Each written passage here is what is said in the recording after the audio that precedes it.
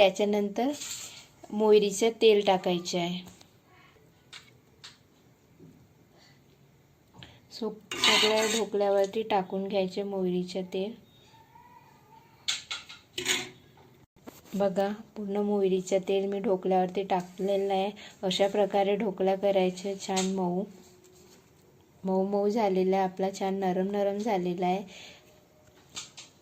तुम्ही बघू शकतात किती जाळीदार, छान बघा किती सॉफ्ट मऊ मऊ झालेला आहे. अशा प्रकारे छान ढोकळा करायचा. तुम्ही बघू शकतात किती जाळीदार झालेला आहे. अशा प्रकारे ढोकळा करायचे रव्याच्या. माझी रेसिपी आवडली असेल तर मला लाईक करा, कमेंट करा.